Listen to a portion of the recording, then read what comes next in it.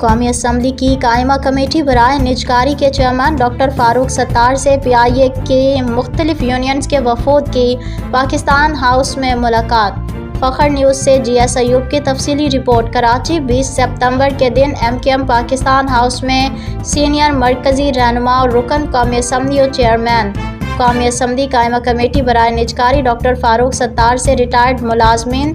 طیارہ کے چیئرمین سید طاہر حسن، year craft engineer ایسوسی ایشن آفس PIA کے صدر فاروق احمد اور یونائٹڈ ورکرز یونین کے چیئرمین ندیم خالد کی سربراہی میں ایک وفد نے ملاقات کی، جس میں ریٹائرڈ ملازمین کی پینشن، میڈیکل اور ٹکٹ، PIA ملازمین کی تنخواہوں اور PIA میں نجکاری کے عمل سے ملازمین کو درپیش مسائل سے جو بے چینی پائی جا رہی ہے، ان تمام معاملات پر تفصیلی گفتگو کی گئی، جس پر ڈاکٹر فاروق ستار نے PIA کے نجکاری کے عمل میں ملازمین کے مفادات اور تحفظات سمیت